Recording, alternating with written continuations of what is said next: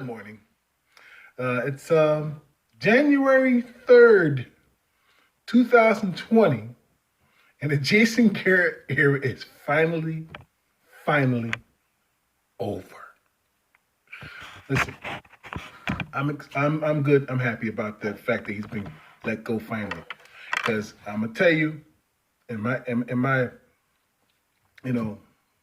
my years and years of being a Cowboy fan, I've never had felt a more relief of a situation in Dallas Cowboys land, the history of it, than right now, because he was the wrong guy for this team. He was the wrong guy for this team. Now, they had a number of wrong guys, but this one was clearly wrong, all the way up to the folly of 10 years.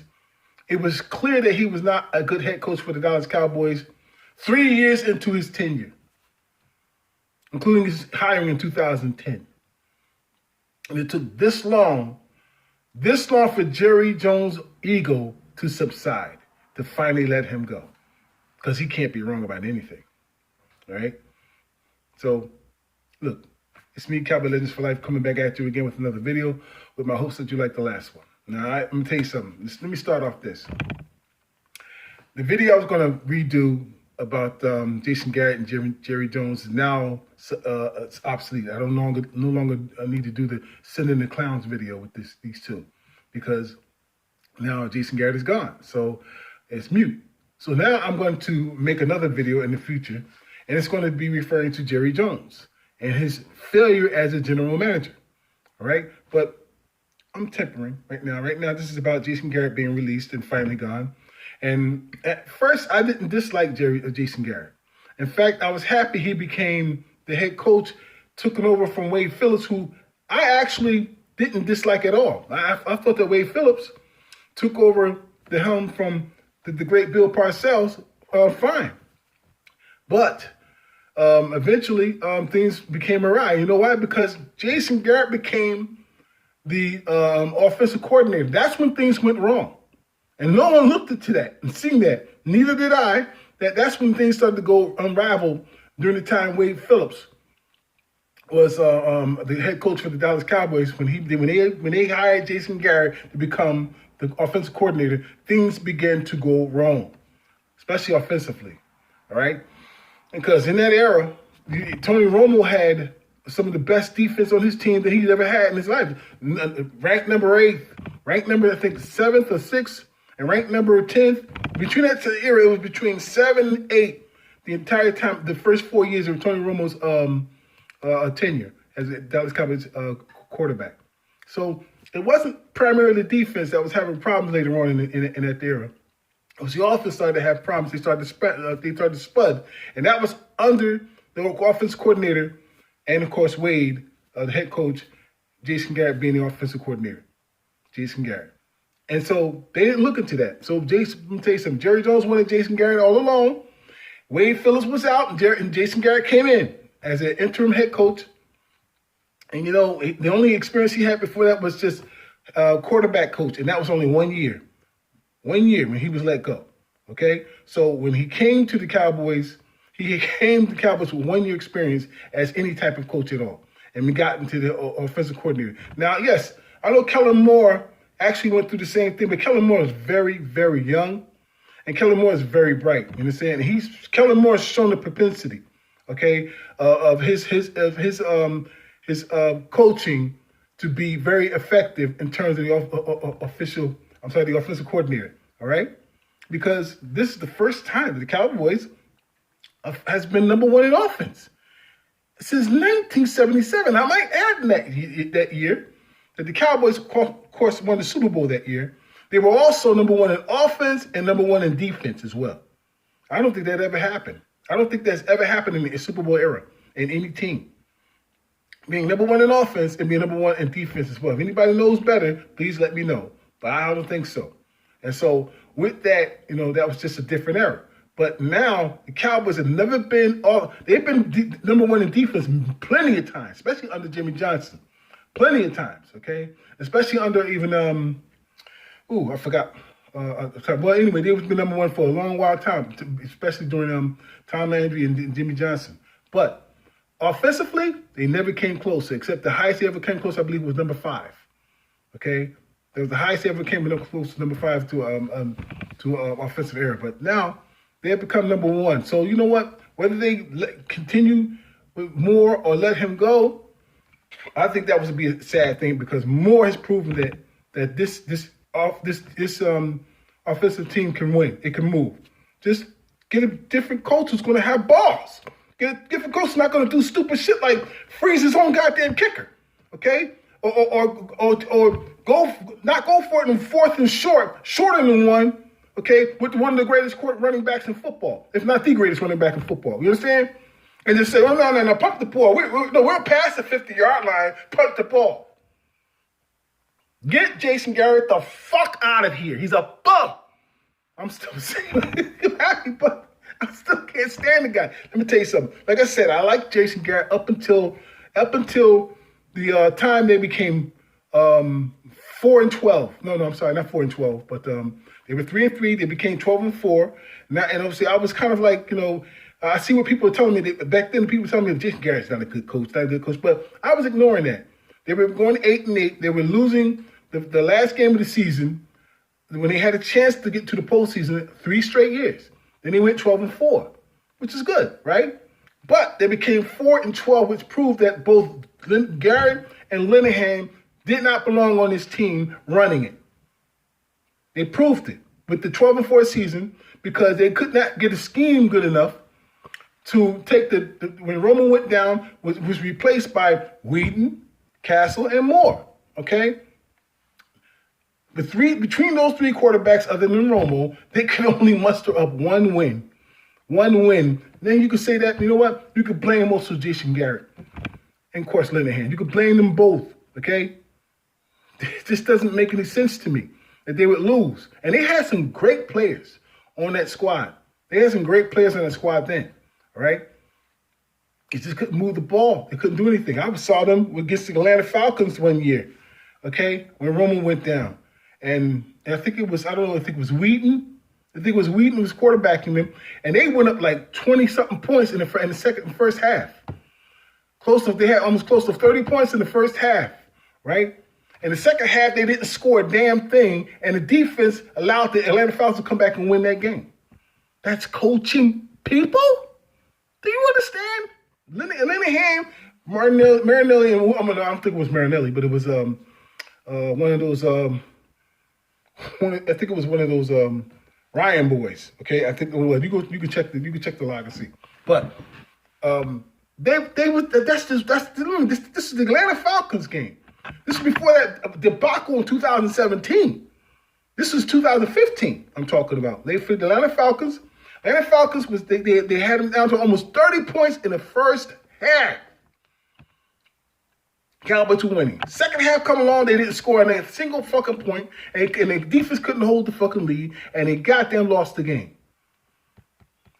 Pathetic. That's Jason Garrett. That's coaching. Okay? Now, in 2017, when I was discussing that game in 2015, I was discussing with that whole time, they just couldn't win for shit. Tony Romo had to come back early, win a game, and the next week he broke the same collarbone again. You know, he shouldn't have come back at that time, okay? Desperate Jerry Jones, Jerry Jones, and desperate Jason Garrett. You know what I'm saying? Just desperate to win it because that division was so poor then, was so horrible then, that they were still 4 and I think it was 10, and they had a chance to win the division.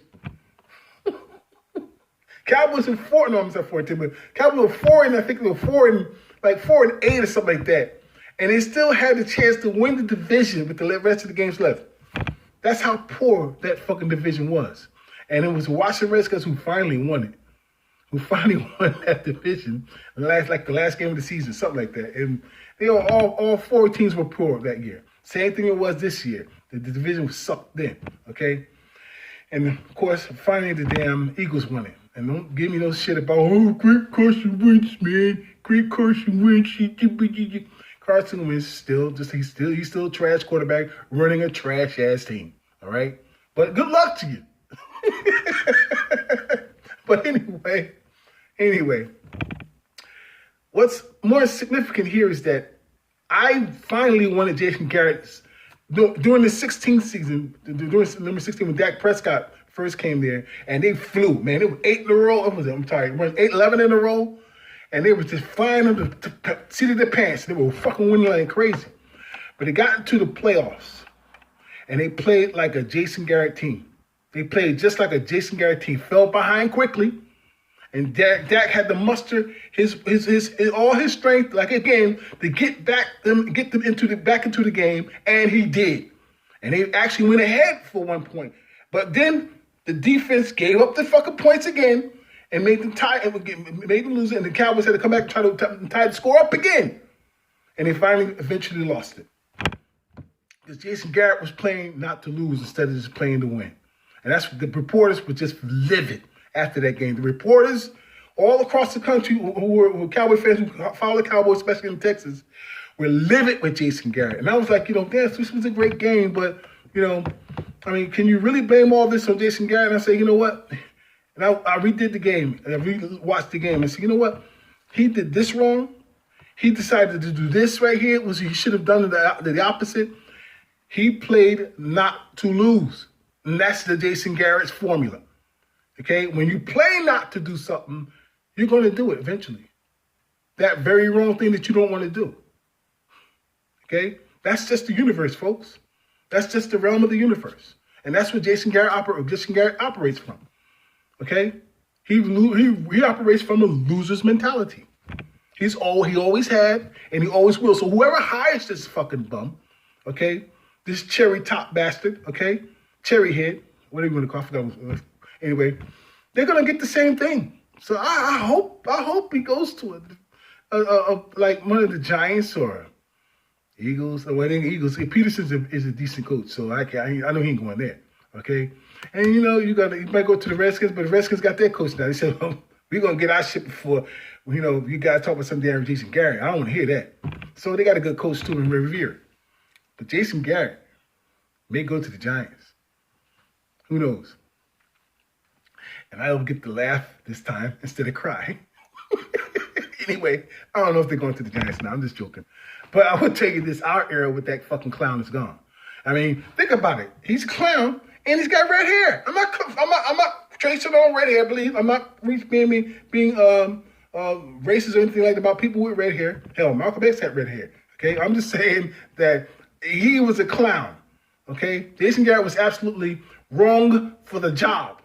Okay? People calling him Carrot Top and Ginger Snap and all this other stuff. And I still laugh about Will King when he got angry with Jason Garrett. I mean, he just went bonkers. He just called him a ginger. He called him a fucking loser. Right on TV, he's calling him Ginger Snap and all. He just went berserk. That was that 2017 season. No, 2018 season. Yeah, it was 2018. Yep. He just went berserk, bro. Okay, but my point is this: is that year, that 2016, when Dak Prescott came in, the Cowboys played well the entire season at the time, and Jason Garrett got the head coach. You know what? I'm telling you something. I was puzzled about that because that's the first time he ever did good in his life, really good. But I was puzzled about that him getting that award. I wasn't really happy with that. Okay, I didn't see it, right? Because he did so poor in the postseason game. He did one of those things, like I said, just fall behind so quickly as he always do, and it just puzzled me.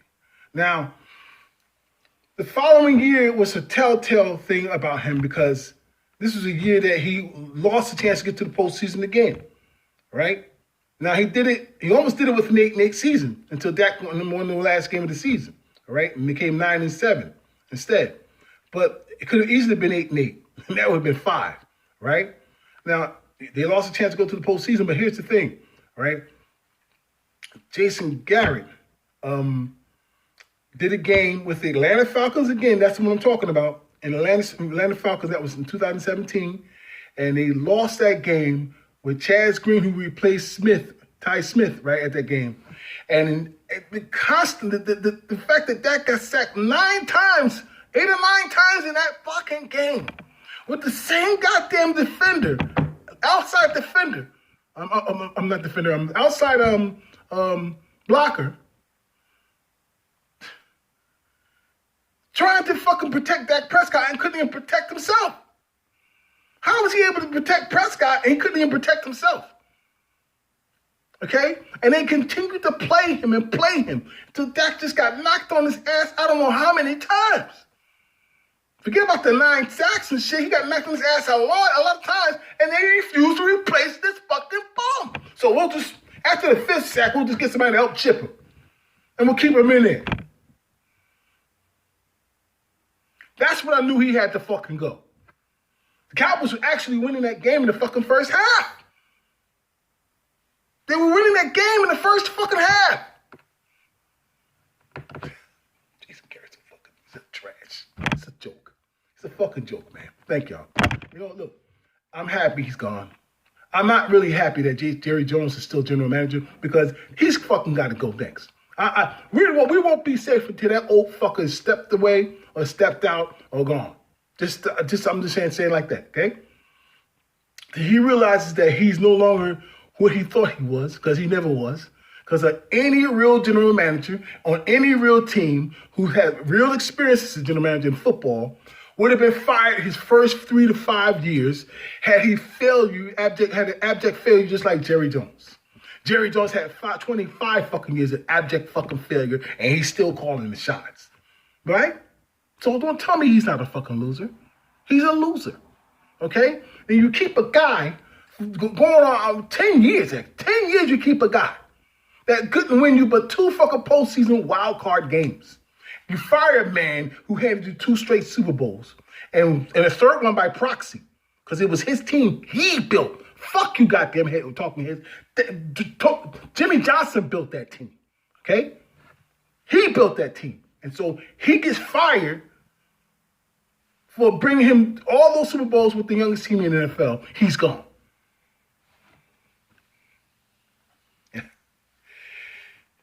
I keep telling you, Jerry Jones deserves this, and we got to suffer for it. One more thing. Now that this is done, and I know that it's going to take some time for Jerry Jones realizes that, he needs to go too. Well, Eagle fans, I'm back. You're now the focal point of my desire. Watching you motherfuckers. This is going to be fun for the next couple of weeks. Bye. Hit the road, Jack. Don't you come back no more, no more, no more, no more. Hit the road, Jack. And don't you come back no more. What you say?